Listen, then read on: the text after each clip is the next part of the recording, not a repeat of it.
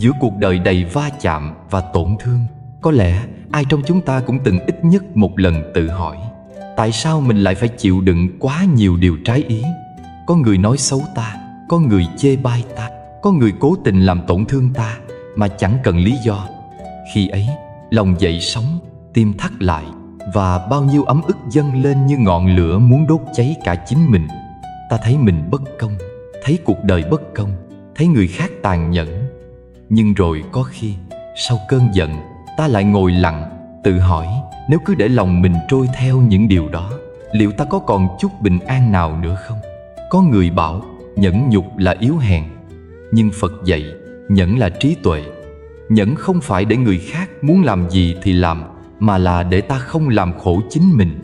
Khi người khác ném đá, ta có thể né, có thể buông, chứ không cần ném trả. Vì ném trả chỉ khiến tay mình bẩn thêm. Còn buông xuống, lòng mình lại nhẹ như mây bay giữa trời trong. Nhẫn không phải là nuốt hận, mà là nhìn sâu để thấy nguyên nhân thật của mọi sự. Người mắng ta có thể vì họ đang khổ, người hại ta có khi vì họ đang sợ. Còn ta, nếu biết dừng lại một chút, hít sâu một hơi, sẽ thấy mọi điều chỉ là một đợt sóng nhỏ trong biển lớn nhân duyên. Sóng nào rồi cũng tan, chỉ có biển mới lặng. Tâm người biết nhẫn cũng như mặt biển ấy, có gió vẫn yên, có bão vẫn sáng. Trong kinh, Đức Phật từng kể về một người bị mắng chửi. Ngài mỉm cười, im lặng, rồi nói: nếu ai đó tặng con một món quà mà con không nhận, món quà ấy vẫn thuộc về người tặng. Cũng như vậy, nếu ai đó mắng chửi con không nhận lấy, lời ấy cũng sẽ trở về với họ. Chỉ một câu thôi mà chứa cả biển trí tuệ. Khi ta hiểu sâu, ta mới biết không phải ai cũng đủ sáng suốt để sống hiền lành. Vậy nên, người biết nhẫn không còn coi kẻ khác là kẻ thù, mà là người thầy dạy mình bài học về lòng từ. Có những lúc ta phải nhẫn với người thân, nhẫn với bạn bè, thậm chí nhẫn với chính bản thân mình. Bởi khổ đau không đến từ bên ngoài, mà từ phản ứng trong lòng. Khi ta muốn hơn, muốn đúng, muốn thắng, tâm đã lệch khỏi bình an. Còn khi ta lặng lại, chấp nhận sự thật, nỗi khổ liền tan như sương mai gặp nắng. Nhẫn không phải vì sợ, mà vì thương. Vì ta thương mình, không muốn bị cuốn trong hận thù. Có người từng nói, ai không biết nhẫn thì sẽ mãi sống trong nghiệp. Câu nói nghe tưởng nặng, nhưng thật ra là sự thật hiền lành. Nghiệp không phải là hình phạt, mà là bài học. Mỗi người trong ta đang đi qua từng bài học khác nhau. Có người học cách buông, có người học cách tha thứ, có người học cách nhẫn. Chỉ khi trả hết, học xong, ta mới nhẹ nhàng mà đi tiếp. Vậy nên, nhẫn chính là cách trả nghiệp nhanh nhất, êm nhất, không đau đớn nhất. Trong cuộc sống, có những điều ta không thể thay đổi. Không thể bắt người khác thương mình, không thể bắt đời thuận ý. Nhưng ta có thể thay đổi thái độ của mình với những điều ấy. Khi tâm ta không còn dao động trước thị phi, ta mới thật sự tự do. Giống như người ngồi trong thiền, tiếng chim hót vẫn nghe, gió vẫn thổi qua, nhưng lòng không còn bị lay động.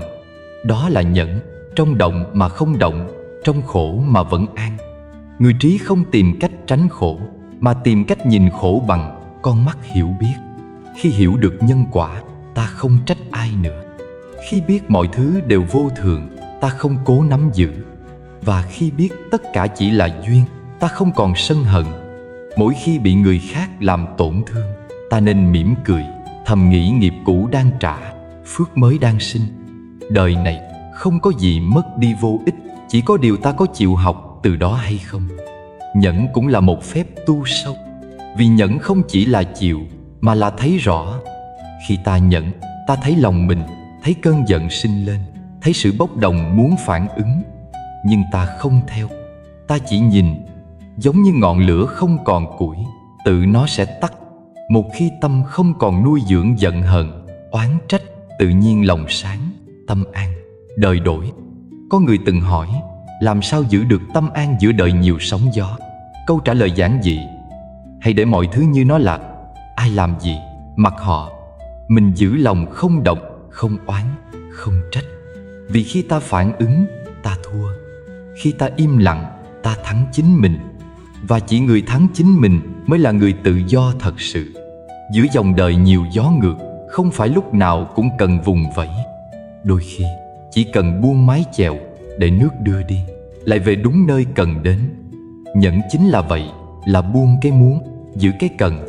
Cần một tâm lặng, một lòng hiểu, một ánh nhìn từ bi.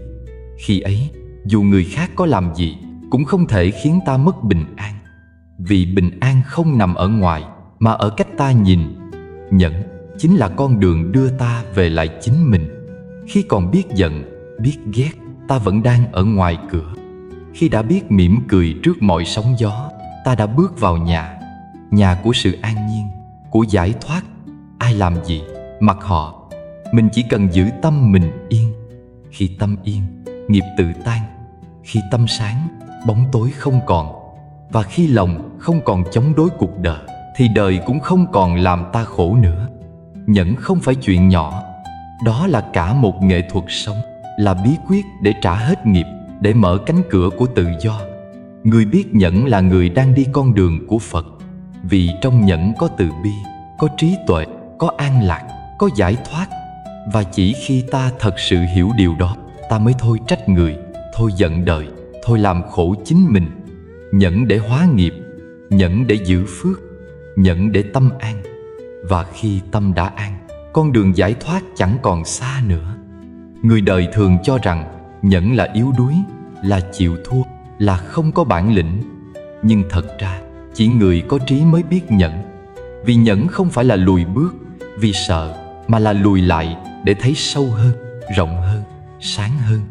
Cây tùng đứng giữa bão vẫn vững, không vì gió mà đổ. Người có tâm nhẫn cũng vậy, không vì lời nói của thiên hạ mà dao động, không vì sự xúc phạm của ai đó mà đánh mất mình. Nhẫn là giữ được lòng bình giữa cơn sóng dữ. Có người chửi mắng ta nhẫn mà im. Nhưng im ở đây không phải là kìm nén, mà là hiểu rằng lời nói ấy chẳng có thật tính. Giống như mây bay ngang trời, có hình nhưng không thật. Người trí biết rằng nếu tâm mình không nhận, lời đó chẳng thể chạm đến. Chính sự im lặng ấy là trí tuệ.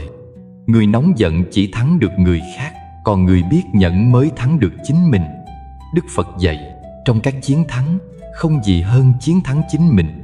Thắng người chỉ là thắng trong một khoảnh khắc, thắng mình là thắng cả một đời. Nhẫn là ngọn đèn soi sáng trong bóng tối của sân hận. Khi ta nổi giận, tâm trí bị che mờ. Giận càng lớn, trí càng mất. Nói ra lời nào, làm điều gì trong cơn giận, sau này đều hối hận. Nhưng khi biết nhẫn, ta giữ lại được một giây tĩnh. Chỉ cần một giây đó thôi, cũng đủ để không làm khổ mình, không làm tổn thương người khác. Có những người chỉ vì thiếu một giây ấy mà đánh mất cả hạnh phúc, gia đình, tình thân. Cho nên, nhẫn chính là trí tuệ cứu mình khỏi sa xuống hố sâu của sân hận. Có một câu chuyện xưa kể rằng có người đến chửi Đức Phật suốt 7 ngày liên tiếp, nhưng Ngài vẫn ngồi yên, không đáp. Đến ngày thứ 7, người ấy mệt mỏi hỏi sao Ngài không phản ứng gì. Đức Phật mỉm cười nói, nếu ông mang một món quà đến tặng ta mà ta không nhận, thì món quà ấy thuộc về ai? Người kia đáp, dĩ nhiên vẫn là của con. Phật nói, vậy những lời ông nói ra ta không nhận thì chúng vẫn thuộc về ông. Câu chuyện tưởng đơn giản, nhưng chứa đựng cả một bài học về nhẫn. Khi không nhận, không dính, thì chẳng có gì làm ta khổ được. Nhẫn không phải là bỏ qua cho người khác, mà là cứu lấy chính mình. Vì mỗi khi nổi giận là lúc tâm ta đang bị thiêu đốt. Cơn giận giống như than hồng, người nắm giữ nó để ném vào người khác, cuối cùng lại làm bỏng tay mình. Người trí hiểu điều đó, nên họ chọn buông, chọn lặng, chọn nhẫn. Không phải vì sợ, mà vì thương. Thương bản thân không muốn khổ, thương người khác đang mê, không đủ sáng để hiểu. Trong đời sống, có vô vàn tình huống khiến ta dễ mất nhận. Một lời xúc phạm, một hành động bất công, một thái độ lạnh lùng, tất cả như lửa thử vàng. Khi gặp những điều ấy, nếu ta phản ứng ngay, ta thua. Thua không phải vì yếu, mà vì ta mất tự chủ. Người thật sự mạnh không phải là người lớn tiếng, mà là người có thể im lặng giữa bão tố. Cây tra mềm nhưng không gãy.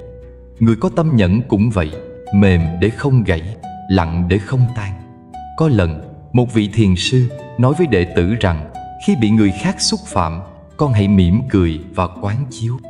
Vì khi ấy, con đang trả nghiệp. Mỗi lời người nói ra, mỗi hành động họ làm đều là cơ hội để nghiệp trong con tan dần. Nếu con nổi giận, con tạo nghiệp mới. Nếu con nhẫn, con xóa nghiệp cũ. Hiểu được điều này, người trí xem những kẻ làm mình khổ như ân nhân. Họ giúp ta trả bớt gánh nặng nghiệp quả, giúp ta học bài học của lòng từ. Nhẫn còn là phép thử của tình thương.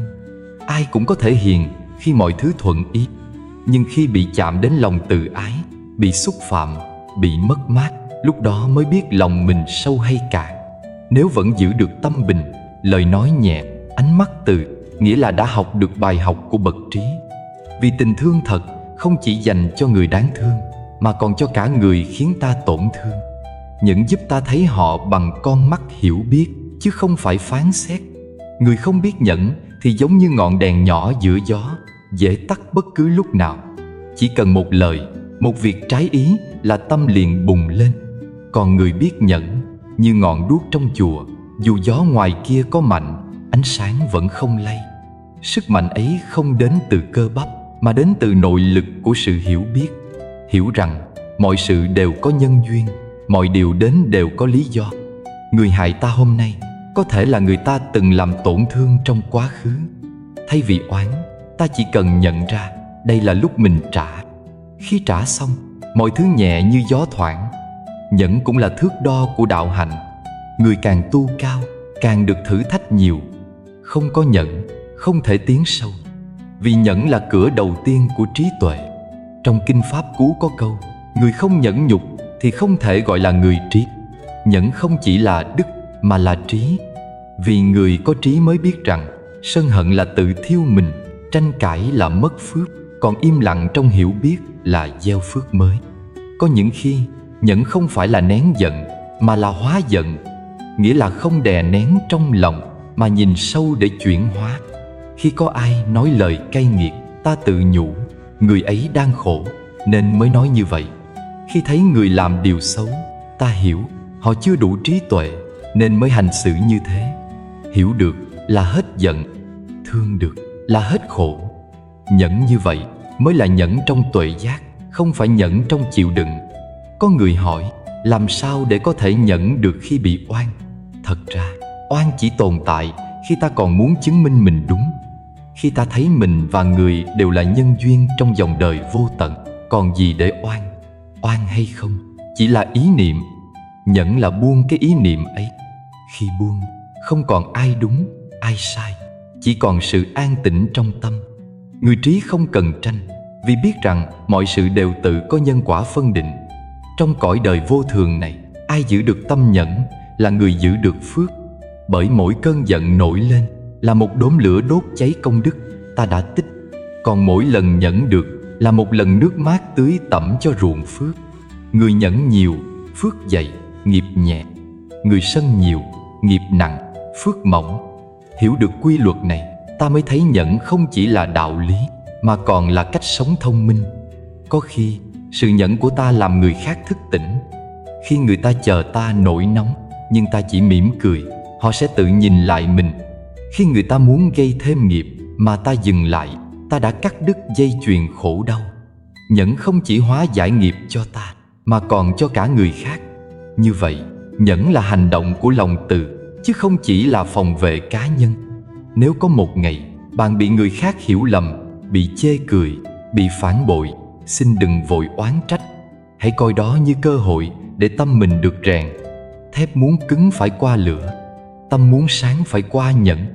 Không có thử thách, không thể trưởng thành. Người không qua khổ, không thể có trí. Nhẫn chính là ngọn cầu đưa ta từ phàm sang thánh, từ mê sang ngộ. Nhẫn là một cách sống, là hơi thở của người biết tu, là ánh sáng của trí tuệ soi qua đêm dài vô minh. Khi biết nhẫn, ta không còn muốn hơn thua, không còn tìm phải trái. Ta chỉ cần giữ lòng lặng giữa những tiếng ồn của cuộc đời. Người biết nhẫn là người nghe được tiếng của chính mình. Đó là tiếng gọi của tâm an, tiếng thì thầm của giải thoát. Người yếu hèn là người chạy theo cảm xúc. Người mạnh mẽ là người làm chủ cảm xúc. Khi giận mà biết dừng, Khi bị xúc phạm mà vẫn mỉm cười, đó mới là sức mạnh thật sự. Sức mạnh ấy không cần vũ khí, không cần quyền lực, chỉ cần một tâm sáng và lòng hiểu. Thế nên, nhẫn không phải là yếu đuối, mà là biểu hiện của bậc trí. Bởi chỉ người thấy rõ nhân quả, thấy rõ vô thường, thấy rõ vô ngã, mới có thể bình thản giữa sóng gió mà vẫn nở nụ cười. Và một ngày nào đó, khi bạn nhìn lại, bạn sẽ hiểu rằng mọi khổ đau trong đời đều là thầy dạy ta học nhẫn. Mỗi lần bị tổn thương là một bài thi của lòng mình. Qua được là trưởng thành, không qua là học lại. Vậy nên, hãy mừng khi đời thử thách bạn, vì đó là dấu hiệu của sự tiến hóa tâm linh. Khi đã biết nhẫn, bạn không còn sợ khổ, vì khổ đến cũng là để dạy ta an. Và khi lòng đã thật sự an, không còn gì có thể làm ta tổn thương được nữa. Có một điều mà phần lớn con người không muốn đối diện, đó là những đau khổ, oan ức, lời chê trách hay sự xúc phạm đến với mình đều không phải ngẫu nhiên.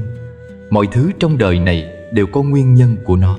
Không có hạt mưa nào rơi sai chột, cũng không có người nào đến với ta mà không mang theo một nhân duyên sâu dày từ quá khứ. Có người đến để yêu thương, có người đến để giúp đỡ, nhưng cũng có người đến để khiến ta khổ đau, để ta trả những gì đã vay. Và khi hiểu điều đó, ta không còn hỏi tại sao, mà chỉ mỉm cười, cúi đầu chấp nhận như một món nợ đã đến hạn trả. Phật dạy rằng nghiệp không mất, chỉ chờ đủ duyên để trổ quả. Có thể trong quá khứ, ta từng khiến ai đó tổn thương bằng lời nói, bằng hành động, bằng ý nghĩ. Khi duyên đủ, quả sẽ đến dưới hình thức một lời xúc phạm, một sự hiểu lầm hay một người khiến ta đau lòng. Nếu ta không hiểu, ta oán trời, trách người. Nhưng nếu ta hiểu, ta cảm ơn, vì đó là lúc nghiệp đang tiêu. Mỗi lần bị xúc phạm là một lần ta trả được một phần món nợ cũ mà mình từng gieo. Giống như ngọn nến, muốn tắt thì phải cháy hết. Muốn hết nghiệp, ta phải để cho nghiệp cháy. Nếu nến chưa cháy hết mà ta dập tắt, bóng tối sẽ còn. Cũng vậy, nếu ta né tránh hay chống lại nghiệp, nó vẫn còn đó, chờ một ngày khác để đến, có khi còn mạnh mẽ hơn. Chỉ khi ta can đảm đối diện, bình thản nhận và buông xả, ngọn lửa ấy mới cháy hết và tắt trong bình an. Nghiệp hết rồi, lòng mới thật sự an lạc. Có người hỏi, tại sao người hiền lành lại bị người khác hại, bị đời đối xử bất công? Nhưng có lẽ họ không biết rằng người hiền bây giờ có thể là người từng gây nghiệp trong quá khứ. Cuộc đời không lấy đi của ai điều gì, cũng không cho ai điều gì ngoài những gì họ từng gieo.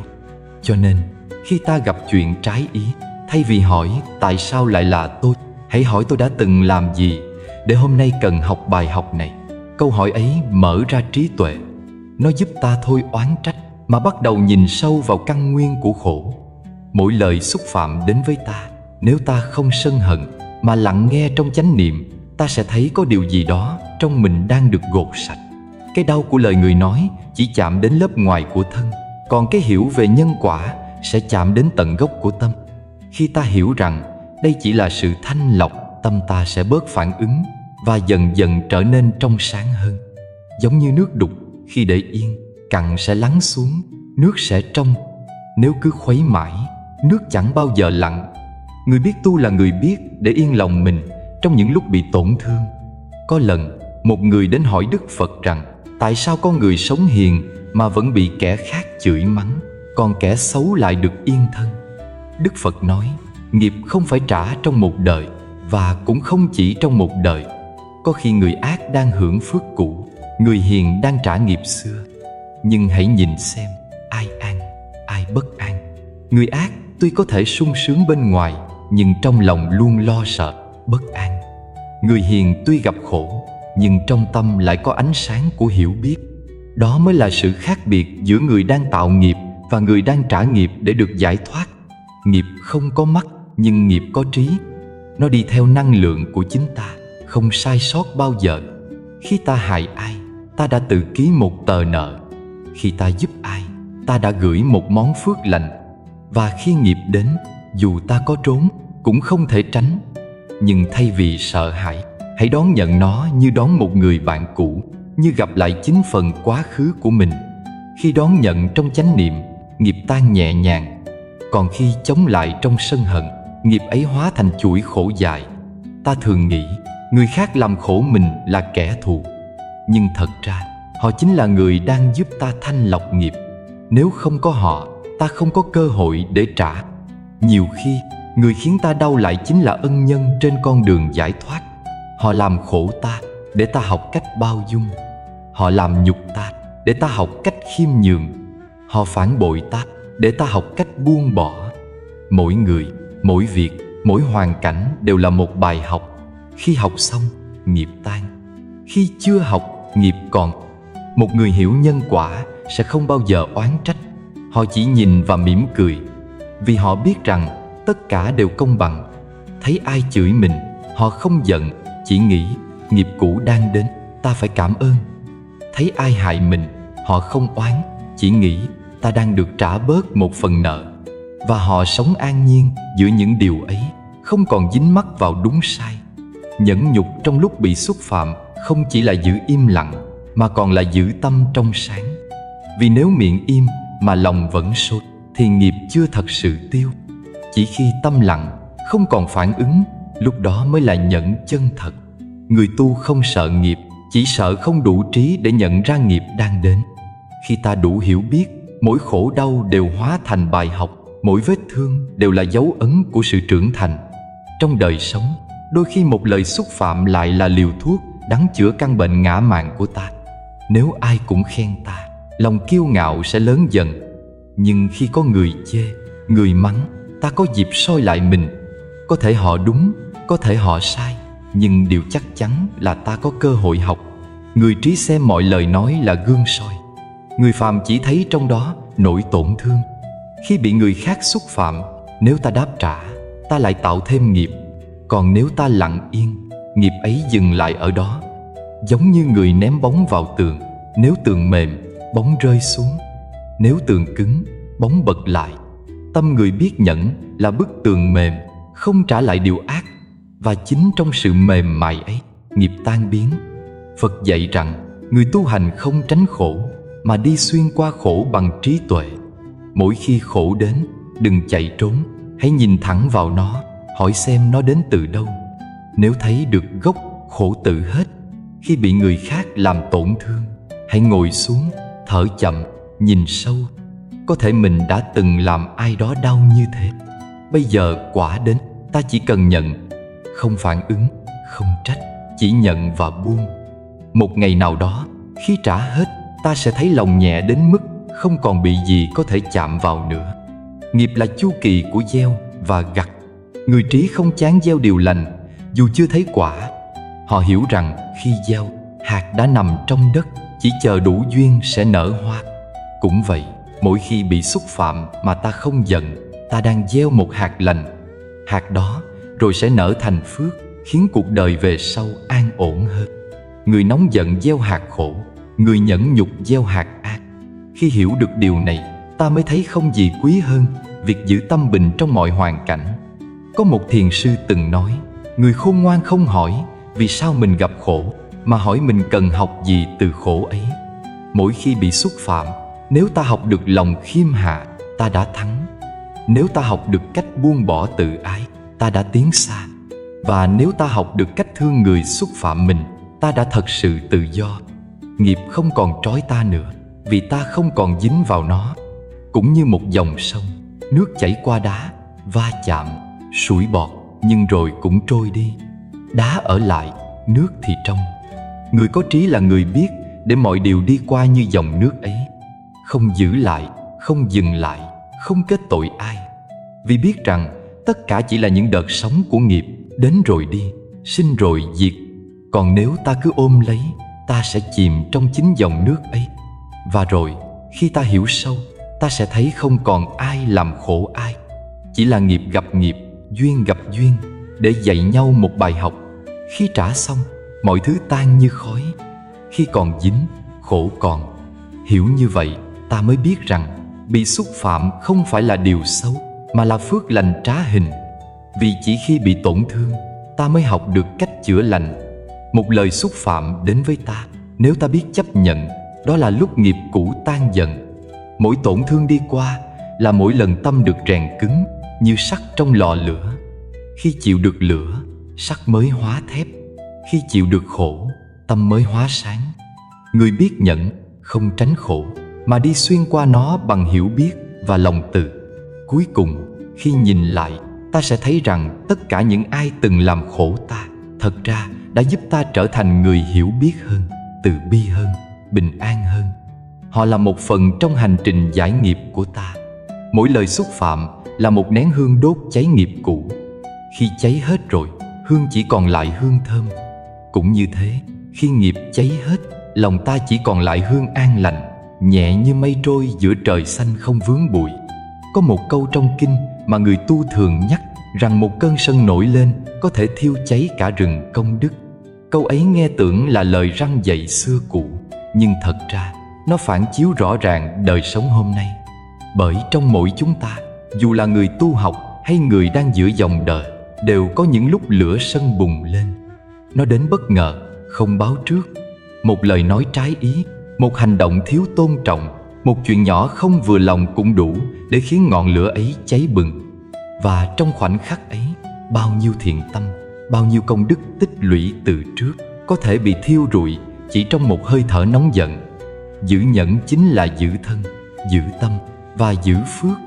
Vì khi ta nhẫn, thân không phạm, tâm không loạn, phước không hao. Nhẫn không phải là sự chịu đựng trong cay đắng, mà là một sự an trú tỉnh thức. Người biết nhẫn là người biết dừng lại giữa ngọn lửa sân hận đang bùng cháy, nhìn vào chính mình và nhận ra nếu không dừng, ta sẽ mất tất cả.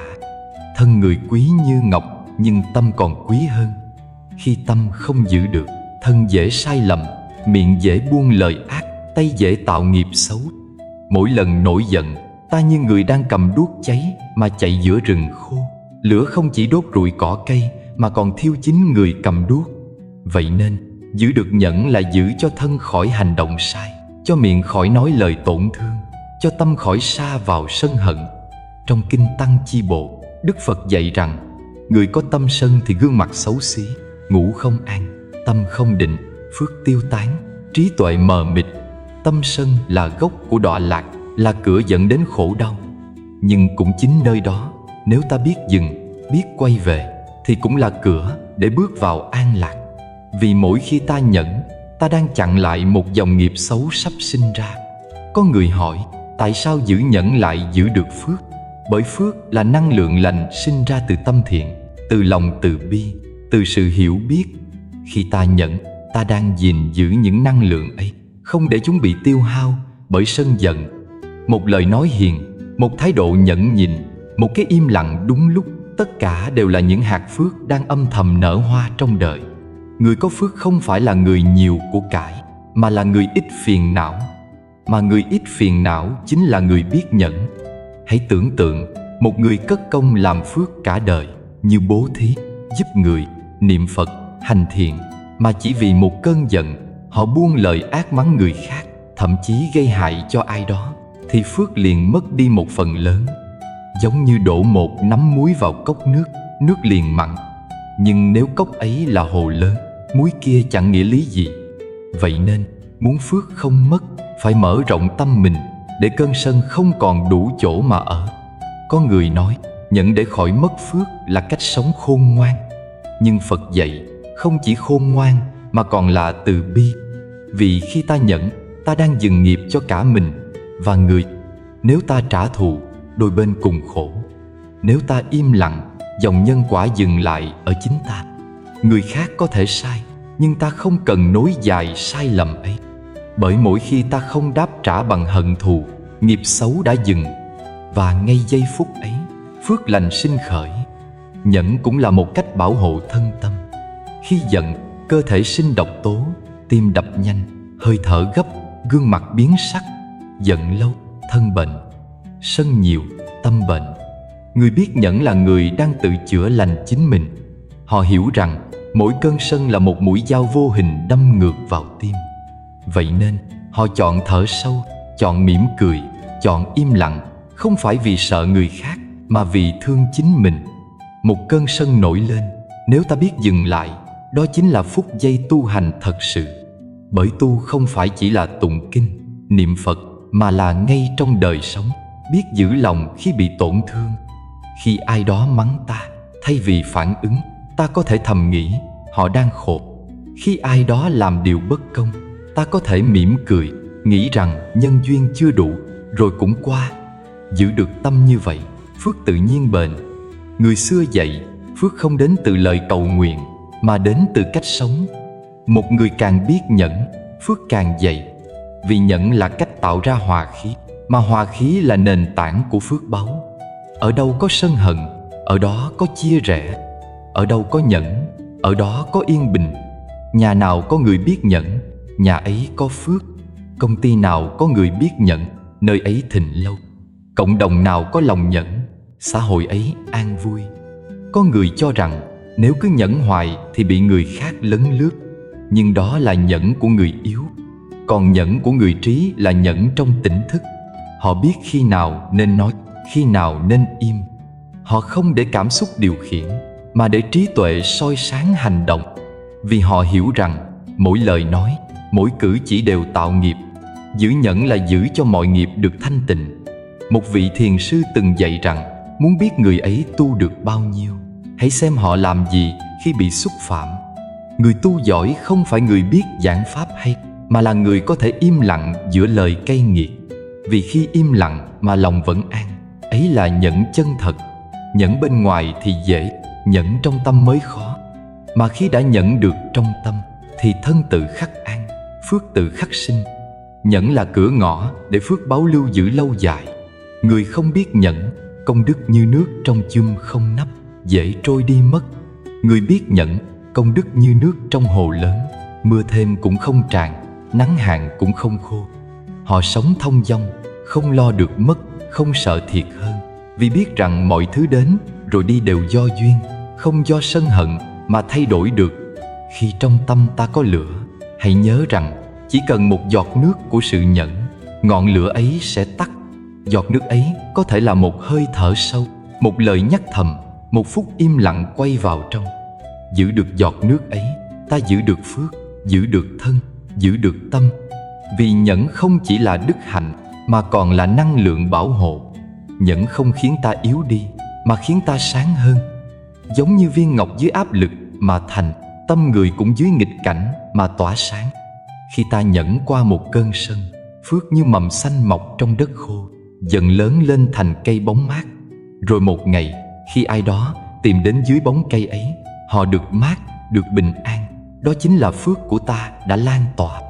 Vậy nên, người có trí không sợ bị thử thách, họ chỉ sợ mất nhẫn. Vì khi mất nhẫn, thân hành sai, miệng tạo nghiệp, tâm sinh rối loạn. Còn khi giữ được nhẫn, dù ở đâu cũng là đang tu, đang giữ phước, đang gieo hạt an lạc cho chính mình và cho đời. Khi hiểu sâu điều này, ta mới thấy nhẫn chính là chiếc áo giáp của người tu, là ngọn đèn giữ lửa trí tuệ, là sợi dây nối liền phước đức qua bao kiếp. Giữ nhẫn nghĩa là giữ được phước, giữ phước nghĩa là giữ được an. Và khi an, ta đã bước nửa đường đến giải thoát. Có một loại nhẫn khiến con người rơi vào bóng tối, và cũng có một loại nhẫn giúp con người bước vào ánh sáng. Người đời thường sợ hai chữ nhẫn nhục, bởi họ nghĩ đó là sự chịu đựng, là nhún nhường trong cay đắng, là chấp nhận để người khác chà đạp lên mình. Nhưng Phật dạy, nhẫn không phải là chịu đựng mù quáng, mà là con đường của trí tuệ, của người đã thấy được bản chất thật của cuộc đời. Nhẫn trong tỉnh thức là giữ tâm không động giữa những biến động, là biết lùi một bước, không phải vì sợ hãi, mà vì thấy xa hơn, thấy sâu hơn, thấy toàn thể nhân duyên của mọi sự việc. Một người trí khi gặp nghịch cảnh không vội phản ứng, họ dừng lại.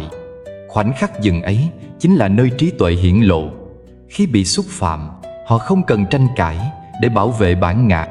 Khi bị hiểu lầm, họ không cần thanh minh vội vàng, bởi họ biết lời người nói ra chỉ là một phần của hiện tượng, còn sự thật nằm ở chiều sâu tâm thức. Nếu ta vội phản ứng, ta chỉ thấy được bề mặt, còn khi ta nhẫn, ta thấy được toàn cảnh. Nhẫn trong trí tuệ khác với nhẫn trong ức chế. Nhẫn trong ức chế là sự kìm nén. Người ấy bên ngoài im lặng, nhưng trong lòng lửa vẫn cháy, vẫn mong có dịp trả thù, vẫn khổ đau vì những gì đã nghe, đã thấy. Họ không nói ra, nhưng tâm họ vẫn bị trói buộc.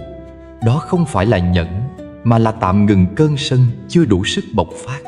Còn nhẫn trong trí tuệ là nhìn thấy rõ, hiểu rõ và buông bỏ thật sự. Người ấy im lặng mà lòng nhẹ như mây, không giận, không oán, không mong được hơn. Đó mới là nhẫn trong sáng suốt. Nhẫn trong trí tuệ là thấy rằng mọi thứ đều vô thường, mọi lời nói, hành động của người khác đều sinh từ nhân duyên của họ. Nếu ai đó xúc phạm ta, đó là do họ đang khổ, do tâm họ chưa sáng. Nếu ta giận họ, ta chỉ đang thêm khổ cho chính mình. Giống như người ném bùn vào ta, nếu ta cố giữ lại để phản ứng, tay ta sẽ bẩn. Còn nếu ta buông xuống, bùn ấy tự rơi, ta vẫn sạch. Khi nhẫn bằng trí tuệ, ta không còn thấy người khác là đối tượng để chịu đựng, mà là tấm gương phản chiếu nội tâm mình. Họ nói lời cay nghiệt, ta biết rằng lòng ta còn chưa đủ vững. Họ gây tổn thương, ta biết rằng tâm ta còn quá dễ rung động. Nhờ vậy, ta quay lại nhìn mình, thấy rõ mình, và đó là bước đầu của giác ngộ. Phật dạy, người biết soi mình trong mọi nghịch cảnh chính là người đang đi trên con đường tu thật sự. Có một lần, người ta hỏi Đức Phật, khi ai đó xúc phạm, Ngài có buồn không? Ngài mỉm cười, nói rằng ta chỉ thấy họ đang đau khổ, và lời họ nói ra là tiếng vọng của khổ đau ấy. Khi hiểu được như vậy, làm sao còn buồn được? Câu trả lời ấy chính là tinh túy của nhẫn trí tuệ. Bởi người trí không nhìn hiện tượng, họ nhìn nguyên nhân. Không thấy lời, họ thấy tâm. Và khi thấy rõ tâm, họ chỉ khởi lòng thương, không còn giận hờn. Nhẫn cũng là cách để thấy được toàn cảnh của cuộc đời. Khi ta nóng giận, tầm nhìn của ta bị thu hẹp. Ta chỉ thấy cái sai của người khác, mà quên nhìn lại nhân quả của chính mình. Ta chỉ thấy hiện tại, mà không thấy xa. Nhưng khi ta nhẫn, tâm ta mở rộng. Ta thấy được mối liên hệ giữa mọi việc. Người làm ta tổn thương hôm nay, biết đâu là người ta từng làm khổ trong quá khứ. Người lấy của ta hôm nay, có thể chỉ đang trả lại món nợ cũ. Hiểu được như thế, ta tự nhiên buông xuống. Nhẫn, vì vậy, không còn là chịu đựng, mà là sự thấu hiểu từ bi. Một người càng có trí tuệ, càng biết nhẫn. Bởi trí tuệ cho họ thấy rằng mọi thứ đều đang vận hành theo nhân quả. Không cần vội vàng, không cần tranh hơn thua, vì tất cả đều đang ở đúng vị trí của nó trong dòng chảy duyên sinh. Người trí giống như người đứng trên núi cao nhìn xuống dòng sông. Nước có thể chảy xiết, đá có thể vướng lối, nhưng họ biết rằng cuối cùng nước vẫn về biển. Còn người chưa đủ trí, đứng dưới dòng nước, bị cuốn đi bởi từng cơn sóng nhỏ. Có người nói rằng nhẫn là yếu, là lùi. Nhưng thật ra, chỉ người có nội lực mạnh mới nhẫn được. Nhẫn không phải là lùi để thua, mà là lùi để thấy. Lùi một bước để nhìn toàn cảnh, để hiểu thấu, để biết đâu là đường đúng. Giống như người lái thuyền khôn ngoan, khi gặp gió ngược không chống lại, mà quay buồm theo hướng khác, chờ thời cơ thuận gió mà đi xa hơn. Lùi không phải vì yếu, mà vì sáng suốt. Trong đời, có những lúc ta cần bước chậm lại, không phải vì sợ người khác, mà vì không muốn mất bình an của mình. Bởi khi tâm mất bình an, ta nói sai, làm sai, nghĩ sai. Mọi hành động trong lúc nóng giận đều tạo ra nghiệp. Người biết nhẫn, biết dừng, chính là người đang cắt đứt nghiệp, ngay từ khi nó mới manh nha. Nhẫn trí tuệ là cái dừng sáng suốt ấy, là cách để chấm dứt vòng xoáy khổ đau ngay trong hiện tại. Phật dạy rằng, người ngu khi bị chửi sẽ chửi lại, người trí thì im lặng. Nhưng im lặng của người trí không phải là sự im lặng câm lặng, mà là sự im lặng có hiểu biết. Họ hiểu rằng nói lúc này vô ích, chỉ làm khổ thêm. Họ im để giữ tâm, để bảo vệ lòng từ, để không đánh mất mình trong đám mây sân hận. Đó là sự im lặng của bậc trí, của người đã bước ra khỏi vòng tranh đấu của thế gian. Khi nhẫn bằng trí tuệ, ta sẽ thấy rằng không có ai thật sự thắng hay thua. Người thắng người khác trong lời nói, rốt cuộc vẫn thua chính mình. Người biết nhẫn, tuy bị xem là thua, nhưng lại thắng trong tâm. Vì họ giữ được bình an, giữ được phước, giữ được lòng từ bi. Một chiến thắng bên ngoài chỉ là hư danh, còn chiến thắng trong tâm là ánh sáng của giải thoát. Nhẫn trí tuệ còn là bài học về khiêm cung. Khi ta biết lùi lại, ta cho người khác không gian để họ nhận ra lỗi lầm. Khi ta không tranh cãi, ta để cho nhân quả tự vận hành, giống như nước chảy quanh đá, không chống lại, nhưng rồi cũng mài mòn đá theo năm tháng. Người nhẫn trong trí tuệ không cần hơn thua trước mắt, họ chỉ cần giữ cho dòng nước tâm mình trong sáng. Vì họ hiểu rằng cuối cùng nước trong vẫn về biển lớn, còn bùn đục tự lắng xuống đáy. Có một câu chuyện xưa kể rằng có người chửi mắng thiền sư, dùng lời lẽ cay nghiệt để hạ nhục. Thiền sư chỉ mỉm cười, nói rằng ông tặng tôi món quà mà tôi không nhận, vậy món quà ấy vẫn thuộc về ông. Người ấy nghe xong tự nhiên lặng đi. Câu nói ấy không chỉ là sự nhẫn, mà là sự sáng suốt của trí tuệ. Bởi người trí không bị cuốn theo năng lượng xấu, họ biết chuyển hóa bằng lòng từ, bằng sự hiểu. Nhẫn không phải là câm nín, cũng không phải là cam chịu. Nhẫn là một sự tỉnh thức sâu sắc. Khi ta nhẫn mà không thấy khổ, ấy là nhẫn trong tuệ. Khi ta nhẫn mà vẫn còn ấm ức, ấy là nhẫn trong si. Người có trí nhẫn vì hiểu, người chưa đủ trí nhẫn vì sợ. Một bên là an, một bên là chịu. Giữa hai điều ấy chỉ khác nhau một chữ hiểu, nhưng chữ ấy chính là ranh giới giữa khổ đau và giải thoát. Nhẫn trí tuệ khiến lòng ta nhẹ, tâm ta sáng, bước đi của ta vững vàng, không còn bị cảm xúc lôi kéo, không còn để thế gian xoay chuyển. Dù ở giữa thị phi, ta vẫn giữ được nụ cười. Dù ai nói ngược nói xuôi, ta vẫn thấy rõ điều thiện mà mình đang làm. Dù người đời hiểu lầm, ta vẫn không mất lòng tin vào nhân quả. Khi tâm đạt đến độ ấy, nhẫn trở thành tự nhiên như hơi thở. Nhẫn trong trí tuệ chính là bước đi của bậc giác ngộ. Vì khi tâm không còn chống đối, không còn phản ứng, không còn khổ vì điều ngoài ý, ấy là khi ta đã thấy được bản chất vô thường, vô ngã của vạn pháp. Mọi thứ chỉ là duyên hợp, duyên tan. Không có ai hại ta, cũng không có ai cứu ta, chỉ có ta tự giữ tâm mình sáng. Nhẫn chính là ánh sáng soi đường, dẫn ta ra khỏi bóng tối của vô minh. Và khi ta thật sự hiểu rằng lùi một bước không phải là thua, im lặng không phải là yếu, nhẫn không phải là chịu đựng, khi đó ta đã trưởng thành trong trí tuệ. Ta không còn bị dao động bởi lời khen chê, không còn để tâm bị cuốn theo dòng đời. Mỗi nghịch cảnh đến, ta chỉ mỉm cười, nhìn như nhìn mây bay qua trời. Mây đến rồi đi, trời vẫn xanh. Người đến rồi đi, tâm vẫn sáng. Ấy chính là nhẫn trong trí tuệ, là con đường của bậc giác ngộ, con đường đưa ta đến giải thoát thật sự. Có những lúc trong đời, người ta tưởng rằng điều khiến mình khổ là vì người khác quá tệ, vì hoàn cảnh quá bất công, vì cuộc đời quá nghiệt ngã. Nhưng thật ra, gốc rễ của mọi khổ đau không nằm ở bên ngoài. Nó nằm trong chính cái tôi nhỏ bé, đầy kiêu hãnh và tổn thương mà ta gọi là bản ngã. Và chỉ khi biết nhẫn nhục, biết buông xuống cái tôi ấy, ta mới thật sự bắt đầu hành trình đi tìm sự an lạc thật sự. Nhẫn nhục không phải là nhẫn để chịu thua, mà là nhẫn để vượt qua chính mình.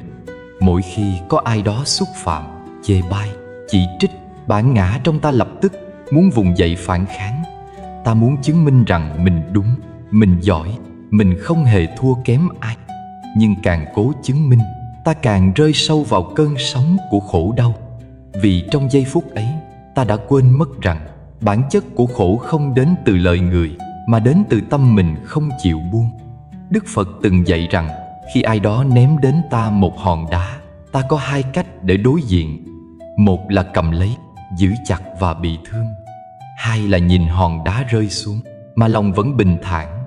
Bản ngã là thứ khiến con người không bao giờ thấy đủ. Nó luôn thì thầm bên tai rằng ta phải được tôn trọng, được yêu, được nghe lời khen. Và khi ai đó làm trái ý, bản ngã lập tức nổi giận, giống như đứa trẻ bị lấy mất món đồ chơi yêu thích. Nhưng đời đâu thể lúc nào cũng vừa lòng ta. Người khác có cách nhìn, cách nghĩ, cách hành xử riêng. Nếu ta cứ muốn ai cũng thuận theo mình, thì ta sẽ phải sống trong thất vọng không dứt. Chỉ khi học được cách buông bỏ bản ngã, ta mới có thể sống giữa muôn điều trái nghịch mà vẫn an nhiên. Khi ta nhận, ta đang luyện cho mình một năng lực rất lớn, năng lực buông bỏ cái tôi. Ta thôi muốn đúng, thôi muốn thắng, thôi muốn người khác phải công nhận. Ta bắt đầu nhìn cuộc đời như một dòng sông, mà bản thân chỉ là một hạt cát nhỏ. Khi hiểu mình chỉ là một phần rất nhỏ trong vô lượng kiếp sống, trong dòng chảy của nhân duyên, ta sẽ thấy chẳng có gì đáng để tranh chấp, chẳng có gì đáng để nổi giận. Bởi mọi thứ rồi cũng qua, như gió thổi mây bay, như sóng xô rồi tan vào biển. Người không biết nhẫn là người luôn sống cùng bản ngã. Mỗi lời xúc phạm như một mồi lửa, khiến tâm sân bùng cháy. Nhưng người biết nhẫn là người đã biết nhìn xuyên qua lớp khói ấy. Họ hiểu rằng lời người chỉ là gió, bản ngã mới là củi. Không có củi, lửa không thể cháy. Cho nên, nhẫn không chỉ là chịu đựng người khác, mà là học cách dập tắt ngọn lửa bên trong. Khi trong ta không còn ngọn lửa của tự ái, của hơn thua, thì dù ai có ném đá, lòng ta vẫn như mặt hồ phẳng lặng. Một người càng tu tập sâu, càng thấy rõ bản ngã là thứ đáng sợ nhất. Nó có thể khiến người trí thành ngu, khiến người hiền hóa dữ, khiến người thiện rơi vào khổ đau. Có những người làm việc thiện, giúp đỡ người khác, nhưng sâu thẳm trong tâm lại mong được khen, được ghi nhận. Khi không ai cảm ơn, họ liền thấy tổn thương. Đó chính là bản ngã đang khoác áo thiện lành. Nhẫn nhục giúp ta thấy rõ điều ấy. Khi ta làm việc tốt mà không cần ai biết, khi ta chịu thiệt mà lòng vẫn vui, khi ta bị hiểu lầm mà không cần biện minh, đó là khi bản ngã bắt đầu yếu đi và trí tuệ bắt đầu lớn dần. Buông bỏ bản ngã không có nghĩa là chối bỏ bản thân. Ngược lại, đó là sự trở về với chính con người thật của mình, một cách trong sáng, khiêm nhường và đầy yêu thương. Khi không còn bị cái tôi chi phối, ta sẽ thấy lòng mình nhẹ như mây, rộng như bầu trời. Ta có thể mỉm cười trước những lời chê, có thể cảm ơn cả những người từng làm ta tổn thương. Vì nhờ họ, ta mới thấy rõ con người thật của mình, mới có cơ hội rèn luyện tâm nhẫn, tâm từ. Trong Kinh Pháp Cú, Đức Phật có dạy rằng, người ngu tưởng rằng sân hận là sức mạnh, còn người trí biết rằng nhẫn nhục mới là con đường đưa đến an lạc. Bản ngã khiến ta sân, còn trí tuệ khiến ta nhẫn. Khi ta chịu nhẫn, ta đang dập tắt cái gốc của khổ đau. Khi ta nhẫn với người khác, ta đang mở ra một không gian mới cho tâm mình, là nơi không có ai thắng, ai thua, chỉ có sự thấu hiểu và cảm thông. Có người từng hỏi, tại sao phải nhẫn khi mình bị oan ức, khi người khác sai rõ ràng? Câu trả lời rất đơn giản: vì ta không nhẫn được nên ta khổ.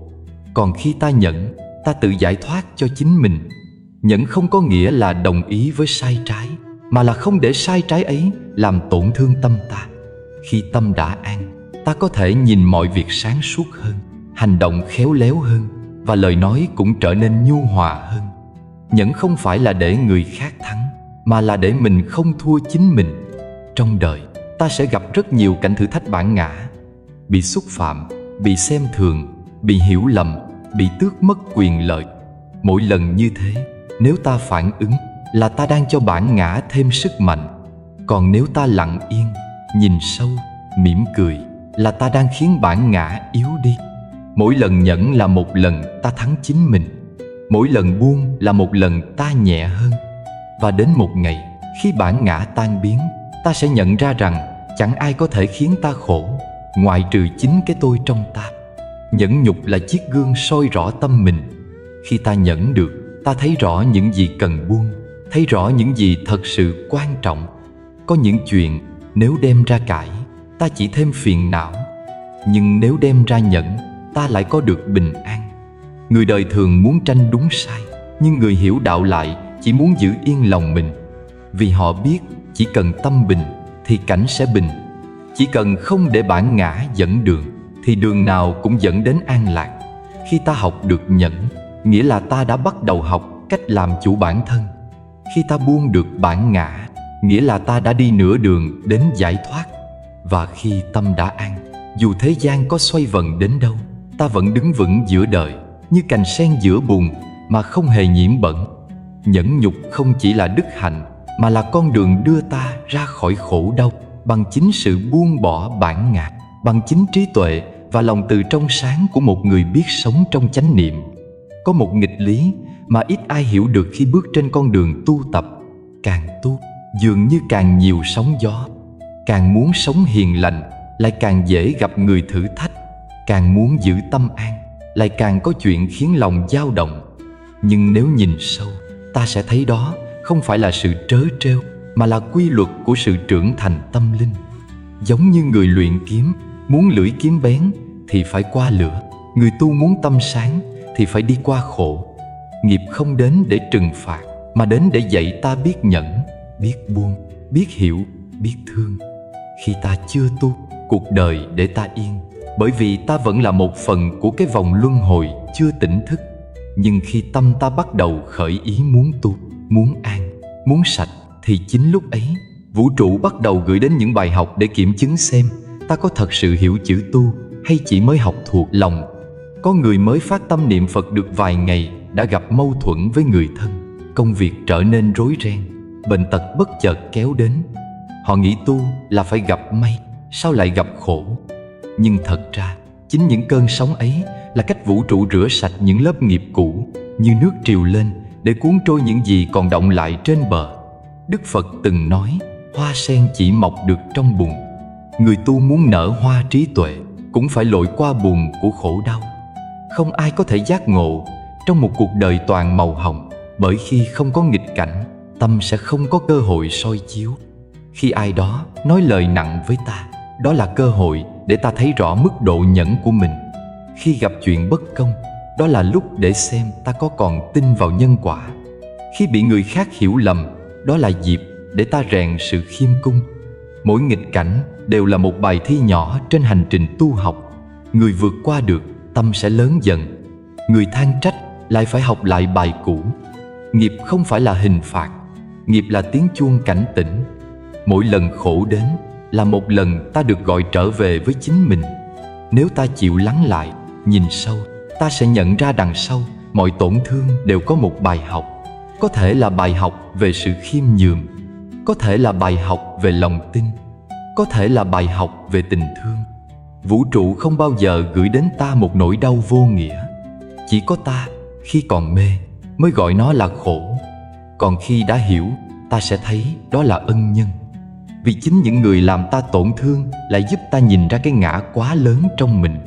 Chính những chuyện bất như ý lại giúp ta nhận ra rằng ta chưa thật sự buông. Có người hỏi, tại sao người hiền lại khổ, còn kẻ ác lại sung sướng? Câu trả lời nằm trong chữ nghiệp. Người hiền đang trả nghiệp, người ác đang gieo nghiệp.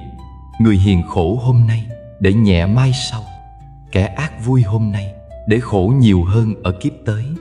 Nghiệp là con nợ vô hình nhưng không thể trốn. Khi ta hiểu rằng mỗi thử thách là một món nợ đến hạn, ta sẽ không còn oán trách. Giống như người biết rằng phải trả tiền mới hết nợ, ta vui lòng trả. Còn người mê thì vừa trả vừa giận, nên trả mãi không xong. Người càng tu, nghiệp càng trổ, bởi vì ánh sáng càng mạnh thì bóng tối càng hiện rõ. Khi tâm ta còn tối, nghiệp ngủ yên.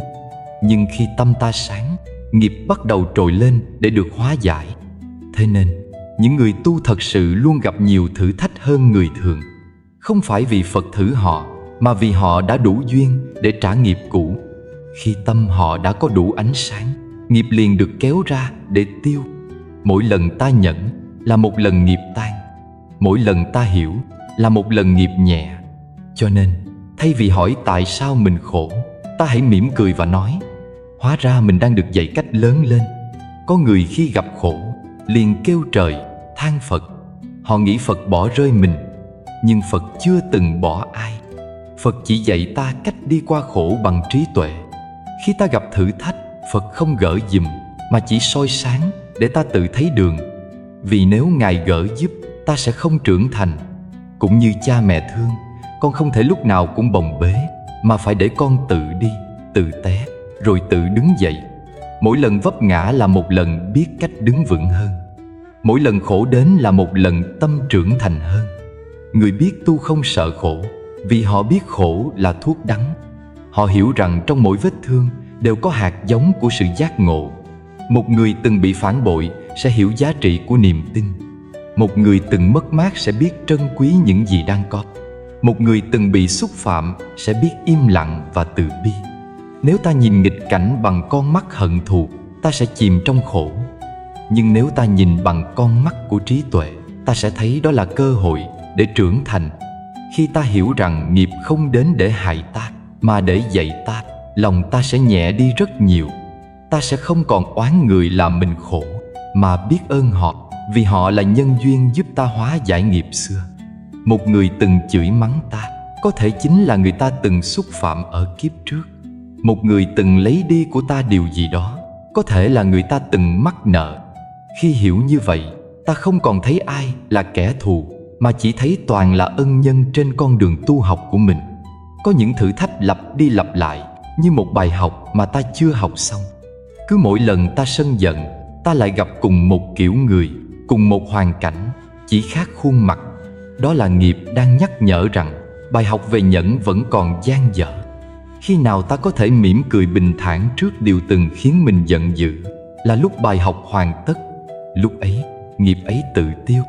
Không cần cầu xin, không cần tránh né, chỉ cần hiểu và buông. Trong một khu vườn, cây nào vươn cao nhất thường hứng gió nhiều nhất. Người càng tu, càng được thử thách nhiều, vì họ đã đủ sức đối diện. Vũ trụ không bao giờ gửi đến ta điều gì vượt quá khả năng chịu đựng. Mỗi khổ đau đến đúng lúc ta cần nó để mở rộng lòng. Nếu ta chịu học, khổ đau sẽ trở thành bậc thầy. Còn nếu ta chạy trốn, nó sẽ trở thành kẻ đuổi theo ta mãi.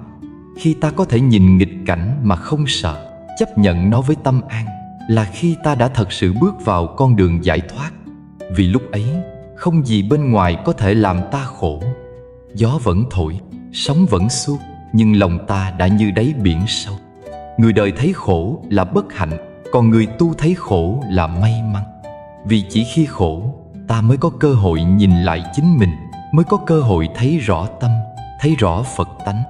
Cuộc đời không phải là hành trình tránh khổ, mà là hành trình học cách đi qua khổ bằng tâm bình thản. Người càng tu càng gặp thử thách, vì vũ trụ đang rèn cho họ đôi cánh mạnh mẽ hơn. Để đến khi họ vượt qua, họ không chỉ nhẹ gánh nghiệp, mà còn có thể giang tay giúp những người khác đang còn chìm trong bão.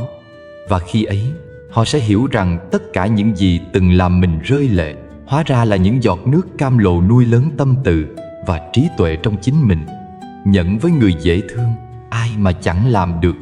Khi ai đó nói lời ngọt ngào, khi ai đó tôn trọng, yêu thương, chiều chuộng ta, thì lòng tự nhiên mềm ra, nụ cười tự nhiên nở. Nhưng cái nhẫn ấy chưa phải là tu, vì nó chỉ là phản ứng thuận theo cảm xúc. Còn nhẫn với người làm khổ mình, với kẻ xúc phạm, phản bội, hãm hại, mới là con đường thật sự của người đang bước trên đạo. Bởi trong chính những nghịch duyên ấy, ta mới thấy rõ mình đã đi được bao xa trên hành trình chuyển hóa. Đức Phật từng dạy rằng, người oán ta chính là vị thầy dạy ta lòng từ. Câu nói nghe qua tưởng nghịch lý, nhưng càng suy ngẫm, càng thấm thía. Khi ai đó làm ta khổ, ta thường muốn tránh, muốn chống, muốn trả lại. Nhưng thử hỏi, nếu cả đời chỉ gặp người tốt với ta sẽ lấy gì để rèn lòng nhẫn, lòng bi? Nếu ai cũng thuận theo ý ta sẽ làm sao biết được mình còn bao nhiêu sân hận trong tâm? Chính nhờ có những người làm trái lòng ta mà ta mới biết tâm mình còn yếu, còn chưa đủ từ, chưa đủ bi, chưa đủ trí. Người làm khổ ta là tấm gương phản chiếu tâm ta. Mỗi khi ai đó khiến ta nổi giận, đừng vội nhìn họ, hãy nhìn chính mình. Vì giận không đến từ bên ngoài, mà từ bên trong ta không đủ hiểu, không đủ thương. Một câu nói của người khác không thể làm ta đau nếu trong ta không có sẵn hạt giống tự ái.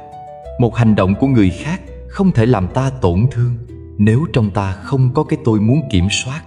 Người khác chỉ là ngọn gió, còn cơn bão nằm trong lòng ta. Khi ta học được cách nhìn như vậy, ta sẽ biết ơn cả những người từng khiến mình rơi nước mắt. Tu không phải để tránh người xấu, mà để sống giữa họ mà vẫn giữ tâm lành. Nếu ta chỉ an khi xung quanh toàn người dễ thương, thì đó là an trong điều kiện, là an giả tạo. Còn an giữa chốn thị phi, giữa người trái ý mà lòng vẫn không động, đó mới là an thật. Cũng như hoa sen, đâu mọc giữa vườn hồng, mà mọc giữa bùn. Nhẫn với người dễ chịu chỉ giúp ta vui, còn nhẫn với người khó chịu mới giúp ta lớn. Người càng tu, càng cần biết ơn những nghịch duyên, vì chúng là những viên đá mài tâm sáng. Có những người suốt đời đi tìm nơi không có phiền não, không có người xấu, không có lời chê bai. Nhưng họ không biết rằng nơi ấy không tồn tại. Ngay cả trong chùa vẫn có thử thách vẫn có những người trái ý. Vì chốn nào có con người là chốn ấy có nghiệp.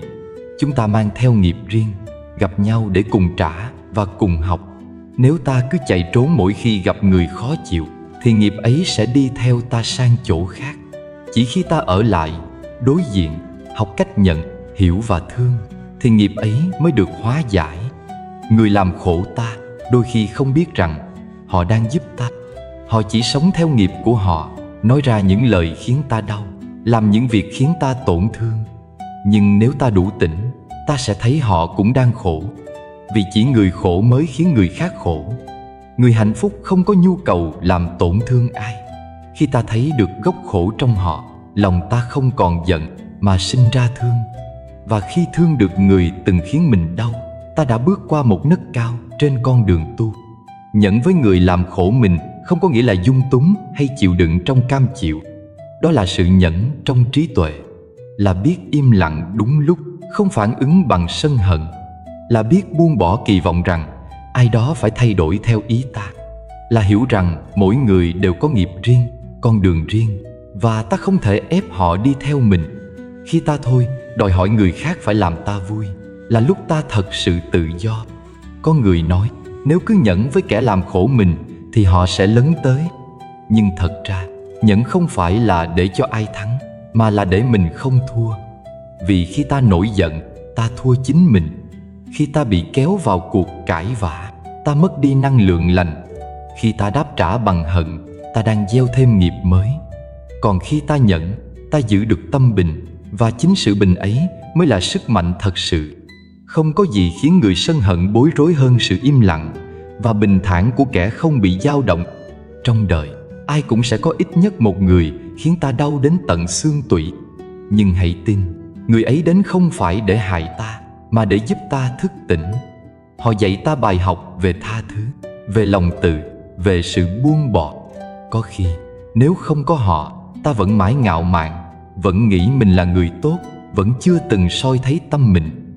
Nhiều người chỉ bắt đầu tu thật sự sau một nỗi đau sâu sắc. Chính vì thế, trong mọi nghịch cảnh, đừng hỏi vì sao họ làm vậy, mà hãy hỏi vì sao ta lại phản ứng như thế. Khi ta có thể nhìn người từng làm khổ mình mà lòng không còn oán, là lúc ta đã hóa giải được một phần nghiệp. Khi ta có thể cảm ơn họ trong tâm, là lúc ta đã học xong bài học về nhẫn. Khi ta có thể gửi đến họ lời chúc bình an, là lúc ta đã thật sự trưởng thành trong đạo.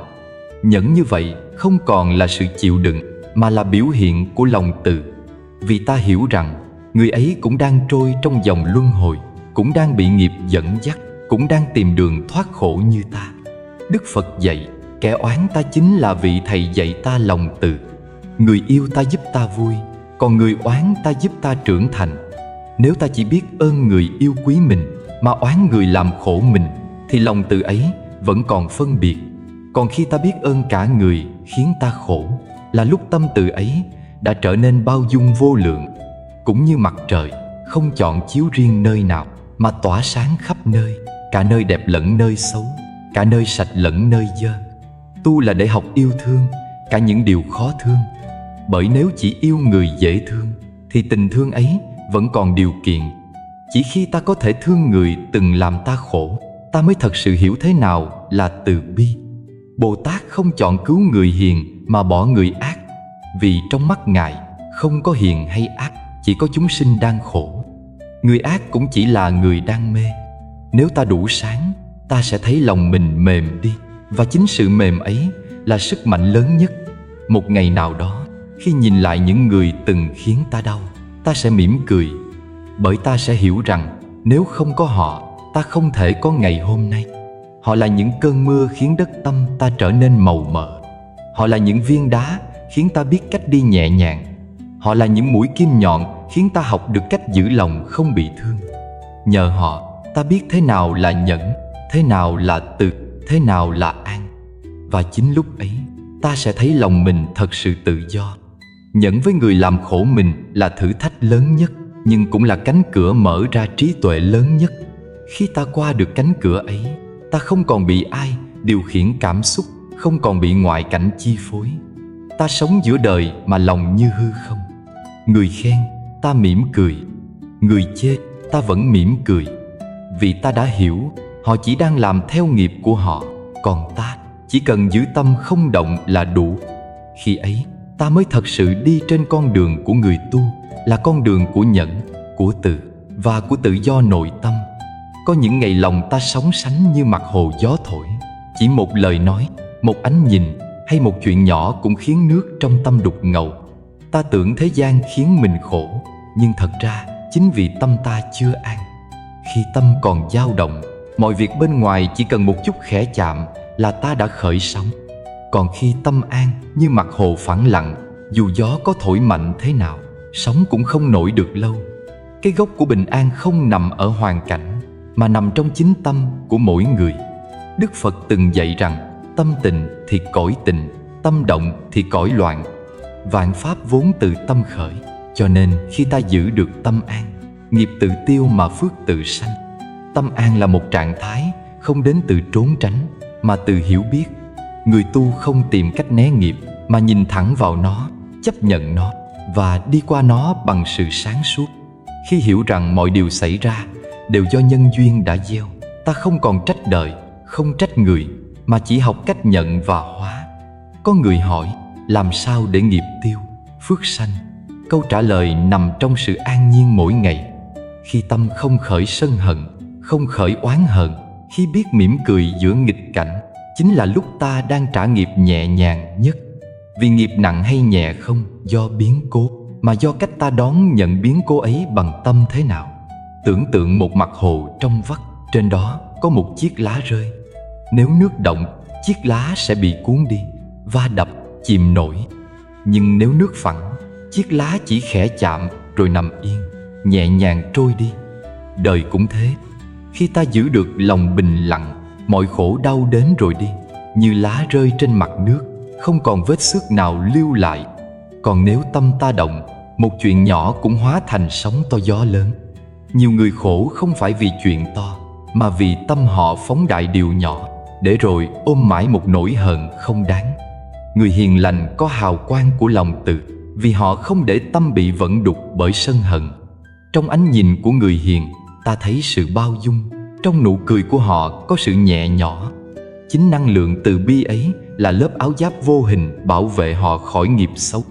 Khi lòng từ lan tỏa, nghiệp như mưa rơi xuống đất mềm, chẳng thể tạo thành vũng lầy. Phước đức cũng từ đó mà tăng trưởng, vì người có lòng từ là người không ngừng tạo thiện duyên. Một lời nói hiền lành, một ý nghĩ thiện, một hành động nhỏ giúp người, tất cả đều là hạt phước đang nảy mầm. Tâm an không phải là không còn lo nghĩ, mà là biết dừng lại đúng lúc. Khi có chuyện xảy ra, thay vì vội vàng phản ứng, người có tu dừng một hơi thở, nhìn lại trong tâm. Hơi thở ấy chính là chiếc cầu nối giữa vọng động và an định. Thở vào, biết mình đang sân. Thở ra, mỉm cười với cơn sân ấy. Khi nhìn được chính mình, cơn giận liền tan như sương gặp nắng.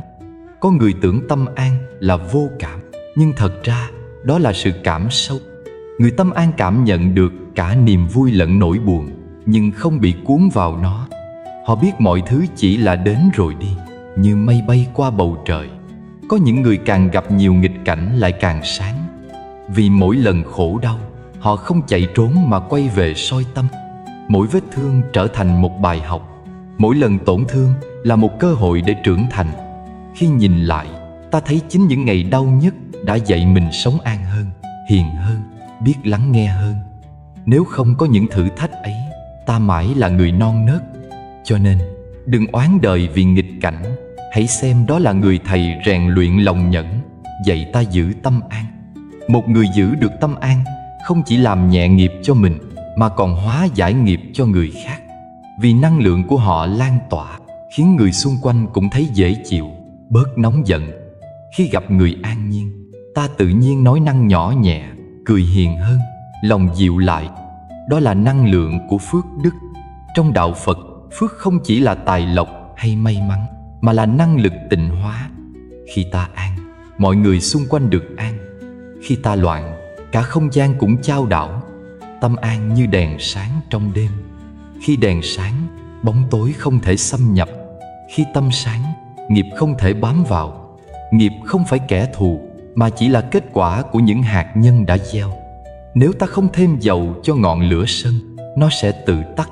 Còn nếu ta tiếp tục oán trách, đổ lỗi, giận hờn, chính ta là người thổi gió cho lửa cháy to hơn.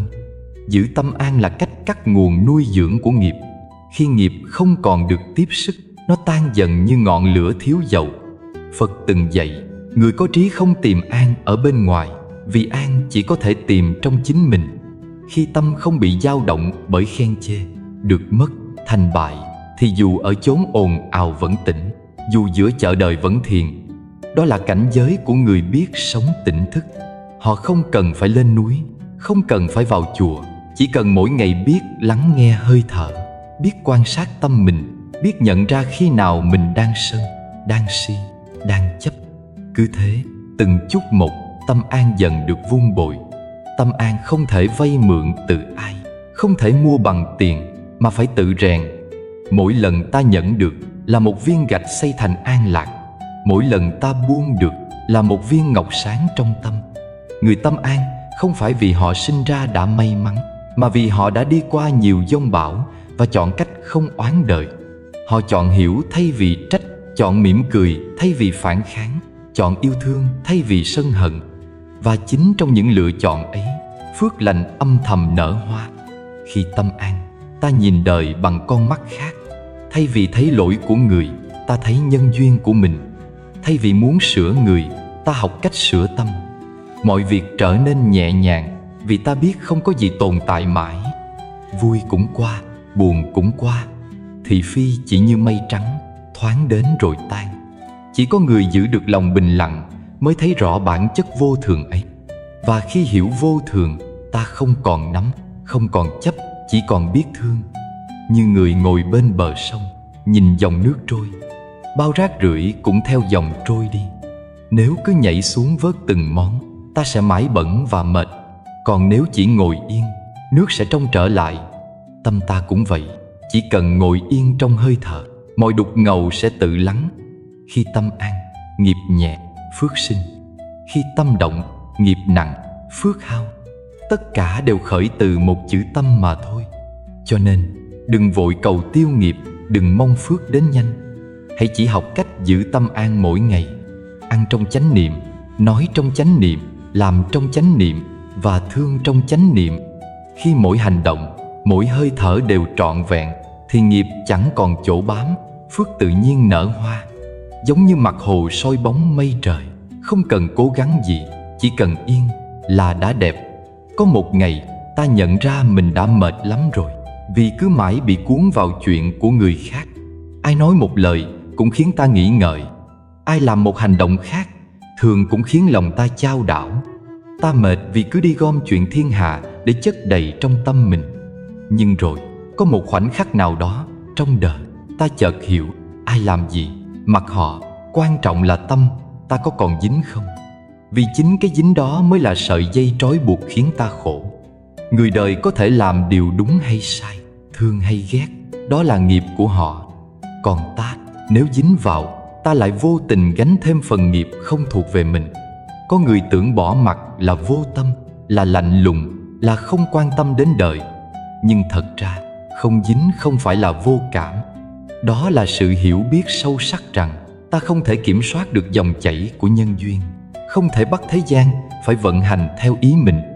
Giống như mặt trời mọc và lặn, mưa rơi rồi tạnh, đời có lúc thuận, có lúc nghịch, tất cả đều do duyên khởi, không do ta định đoạt.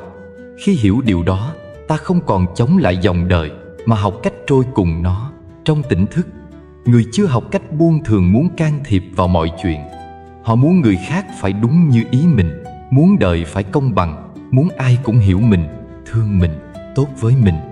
Nhưng thế gian này vốn chẳng ai giống ai. Mỗi người mang một nghiệp riêng, một hành trình riêng. Người làm sai hôm nay có thể là người đang học bài học của đời họ. Nếu ta cứ lao vào để sửa, để phán, để giận, thì chẳng khác nào tự mang thêm nghiệp vào lòng. Thế nên, Đức Phật mới dạy rằng đừng cố thay đổi thế giới bên ngoài, hãy quay về thay đổi chính tâm mình.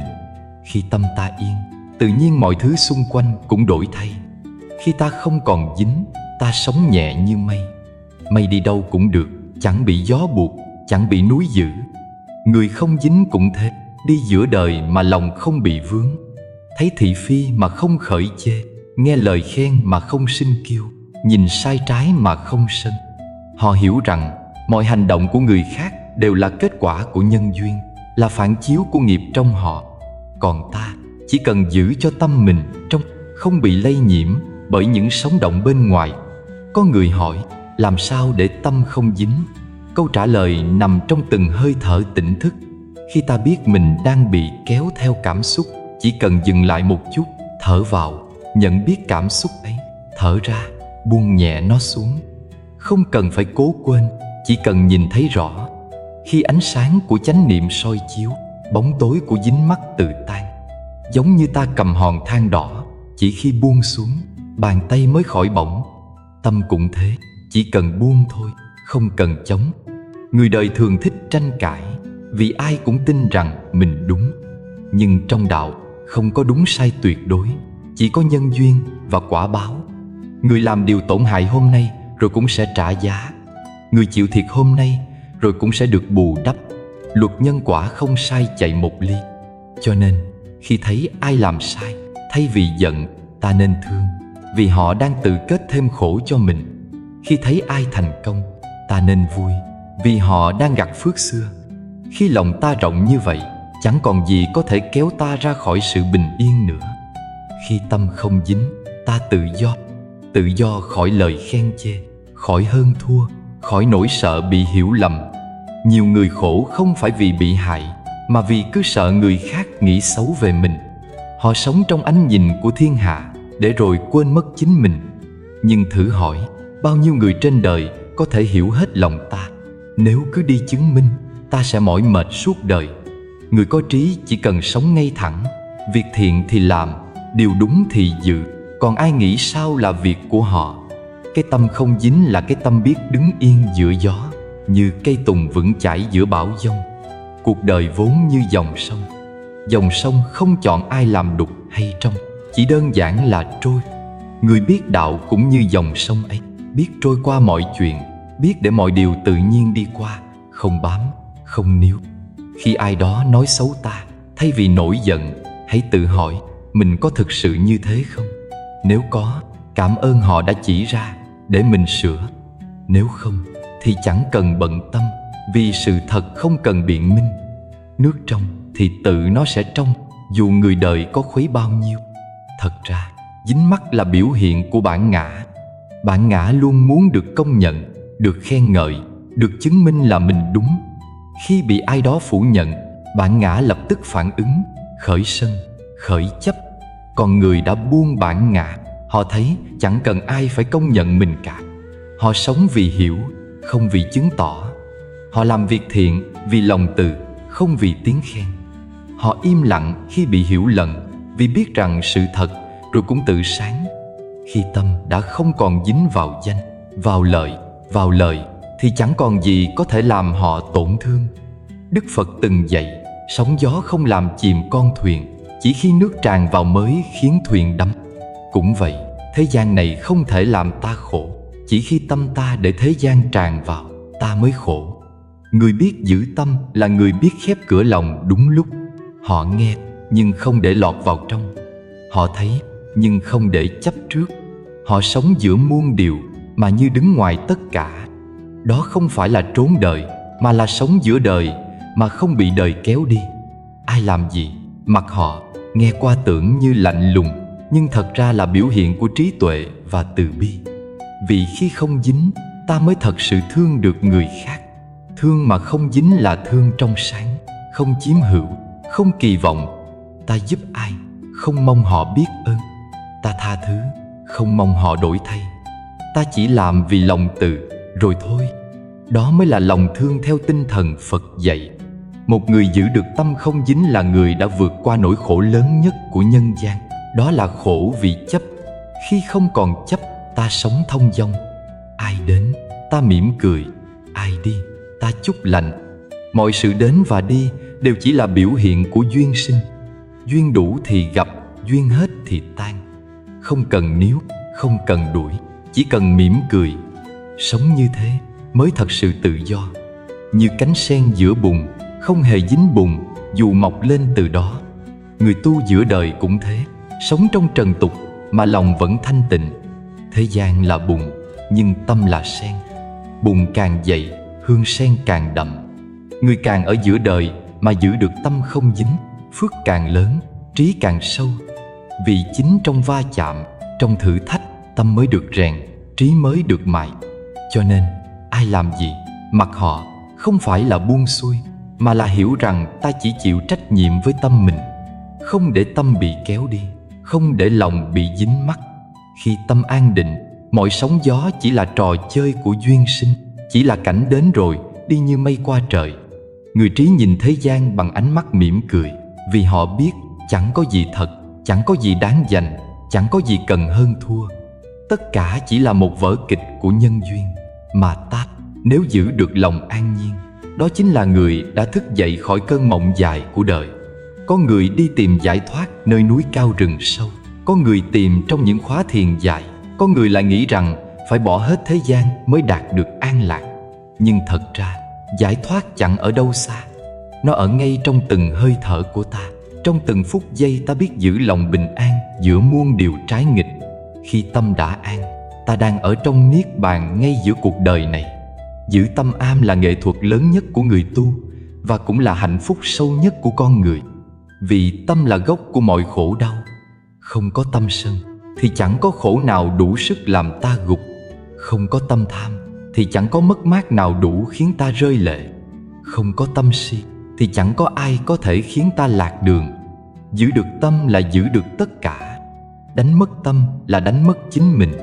Giữa cuộc đời, ta khó tránh khỏi những điều trái ý, những người không vừa lòng, những tình huống khiến ta bực bội, tổn thương. Nhưng nếu mỗi lần như vậy, ta đều để lòng mình nổi sóng, thì cả đời này sẽ chẳng có lúc nào bình yên. Bởi thế gian không bao giờ yên, chỉ có tâm ta có thể yên. Mưa gió bên ngoài chẳng đáng sợ, chỉ sợ bão tố nổi lên trong lòng. Giữ tâm an chính là học cách đóng cánh cửa lại, không để gió đời cuốn đi sự tĩnh lặng bên trong. Đức Phật từng dạy rằng không ai có thể cứu ta ngoài chính ta, cũng như không ai có thể làm ta khổ nếu tâm ta không đồng lõa với khổ đau ấy. Khi ta giận là ta đang tự thiêu mình bằng lửa sân. Khi ta oán là ta đang tự giam mình trong ngục hận. Khi ta ganh là ta đang tự lấy dao đâm vào niềm vui của chính mình. Giữ tâm an là học cách nhìn mọi thứ bằng con mắt hiểu biết, bằng lòng từ và sự bao dung. Không oán ai, không trách ai, chỉ nhận ra rằng mỗi người đều đang sống trong bài học riêng của họ. Có người tưởng giữ tâm an là trốn tránh, là buông xuôi.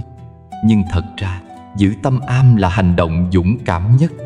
Vì để an được giữa đời, ta phải đủ trí để hiểu, đủ bi để thương, đủ lực để không phản ứng theo bản năng. Phải can đảm lắm mới có thể im lặng trước điều sai, điềm nhiên giữa cơn sóng, mỉm cười giữa nghịch cảnh. Người giữ được tâm an không phải vì họ không gặp khổ, mà vì họ đã nhìn ra bản chất của khổ.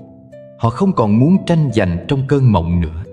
Giữ tâm an không phải là để đạt được điều gì, mà là để trở về với chính mình.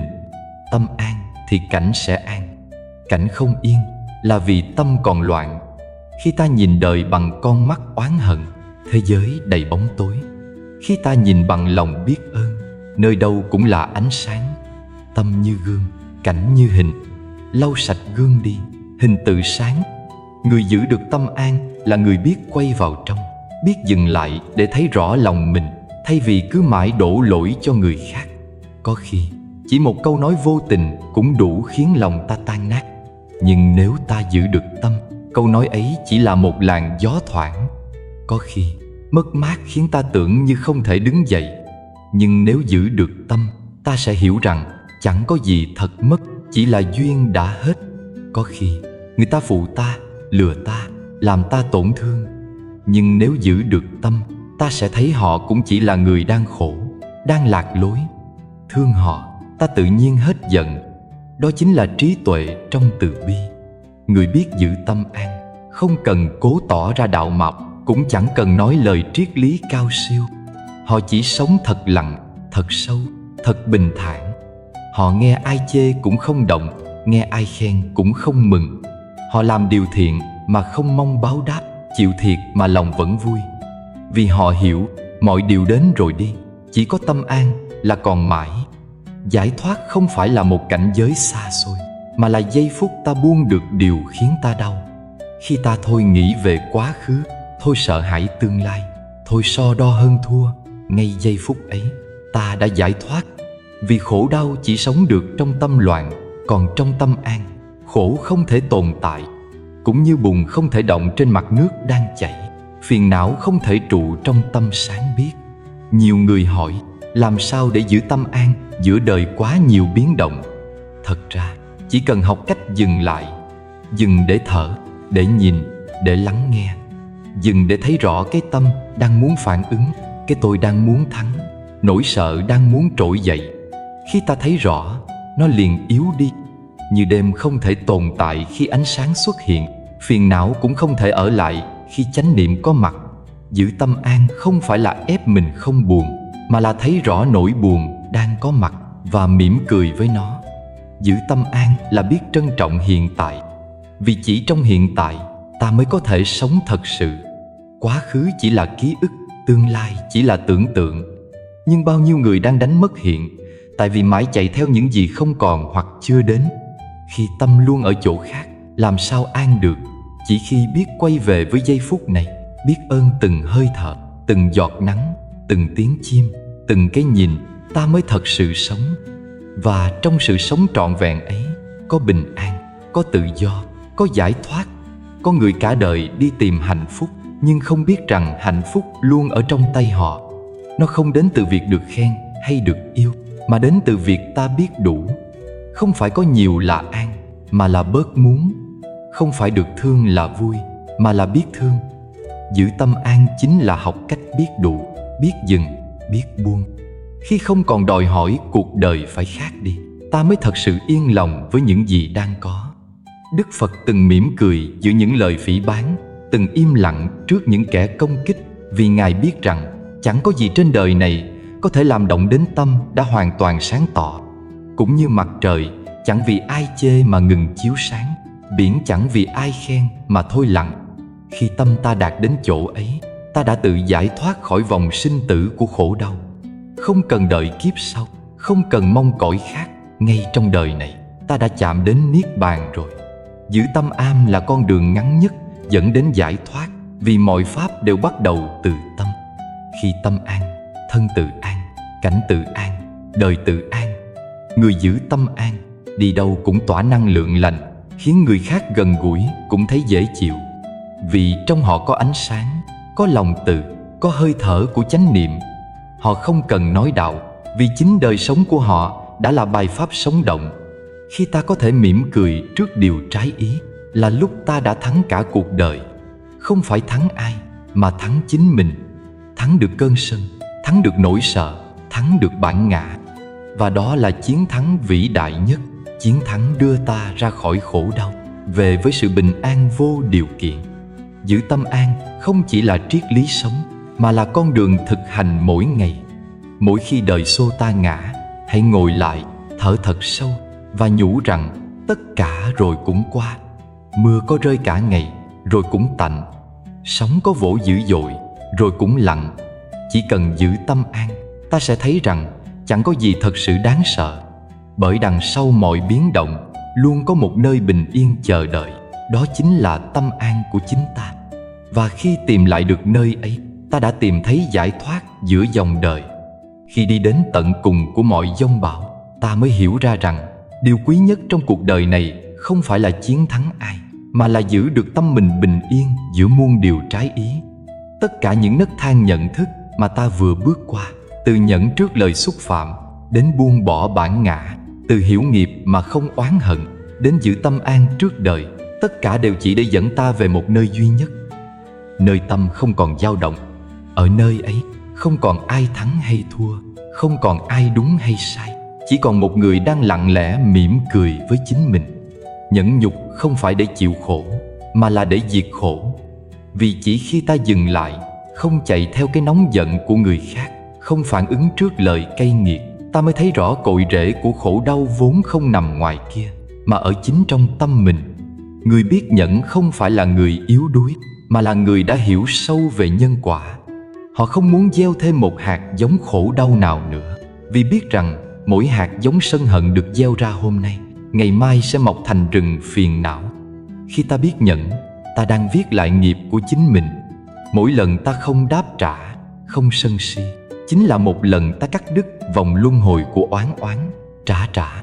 Nhẫn là cây cầu bắc qua dòng nghiệp để ta bước sang bờ an lạc. Có những người cả đời chỉ sống để phản ứng, chỉ biết chống trả và bảo vệ cái tôi nhỏ bé của mình. Nhưng có những người sau bao đau khổ đã hiểu ra rằng không cần chống, không cần thắng, chỉ cần lặng yên nhìn đời bằng đôi mắt từ bi. Chính trong sự lặng yên ấy, nghiệp tan, tâm sáng và trí tuệ khởi sinh. Hãy nhớ lại câu chuyện Đức Phật gặp kẻ chửi mắng mà vẫn mỉm cười. Ngài chỉ nói rằng nếu ta không nhận, lời ấy sẽ trở về với người nói. Trong câu nói ấy là cả một trời trí tuệ. Người phàm nghe qua thì tưởng như một lời nhẫn nhịn, nhưng người hiểu đạo sẽ nhận ra đó là cách giải thoát ngay trong khoảnh khắc. Vì Ngài không dính nên không khổ. Còn ta chỉ cần một câu nói trái ý là đã nổi lửa trong lòng, tự thiêu đốt chính mình. Nếu ta không nhận lời cay nghiệt, nó sẽ trôi đi như gió. Nếu ta không giữ oán hận, nó sẽ tan ra như sương. Cuộc đời vốn không thể điều khiển được người khác, nhưng ta có thể điều khiển tâm mình. Khi tâm ta an, thế giới cũng an. Bởi thế giới mà ta thấy vốn chỉ là phản chiếu của tâm ta. Một người mang tâm sân hận thì nhìn đâu cũng thấy kẻ thù, còn người mang tâm từ bi thì đi đâu cũng gặp bạn hiền. Giữa dòng đời đầy gió ngược, hãy tập mỉm cười. Vì nhẫn không làm ta yếu, mà làm ta sáng. Sáng như ngọn đèn giữa đêm, không tranh tối, không sợ gió, chỉ tỏa ra ánh sáng của hiểu biết và bao dung. Người biết nhẫn không phải là người trốn tránh, mà là người dám nhìn thẳng vào mọi thử thách bằng tâm bình thản. Ai làm gì, mặc họ. Ai nói gì, để họ nói.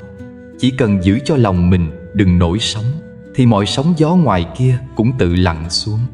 Có một ngày khi ta không còn cần thắng ai, không còn cần được hiểu, được thương, được bênh vực, mà vẫn thấy lòng nhẹ nhỏ. Đó là ngày ta thật sự trưởng thành. Trưởng thành không phải vì tuổi tác, mà vì biết mỉm cười trước điều trái ý. Khi ta có thể mỉm cười với nghịch cảnh, ta đã thắng cả cuộc đời. Vì đời chỉ thua khi ta để tâm mình khổ. Còn nếu trong khổ mà ta vẫn an, thì khổ ấy đã hóa thành đạo. Cuộc đời không cần ta phải chứng minh điều gì cả.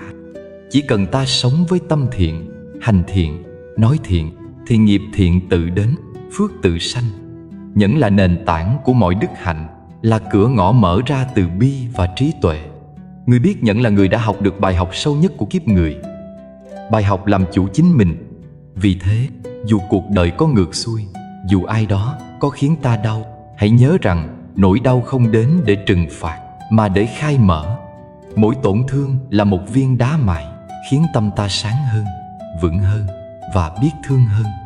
Càng đi qua nhiều bão tố, ta càng hiểu rõ an nhiên không phải là không còn khổ, mà là biết mỉm cười giữa khổ. Nếu bạn đang nghe những lời này và cảm thấy lòng mình được xoa dịu, xin hãy giữ lại một hơi thở thật sâu. Thở vào, nhận ra ta vẫn còn đây, giữa cuộc đời này. Thở ra, buông đi tất cả oán hận, để tâm trở về với an tĩnh. Chỉ cần ta an, đời tự sẽ đổi thay. Và nếu bạn thấy nơi trái tim mình đang hé mở một chút ánh sáng, hãy đăng ký kênh Cổ Nhân Xưa để cùng tôi bước tiếp trên hành trình tìm lại sự an nhiên giữa đời. Chúng ta không cần đi đâu xa, vì cõi tịnh độ không ở đâu khác, mà ở ngay trong khoảnh khắc này, khi lòng ta đã thật sự biết nhẫn, biết thương và biết cười.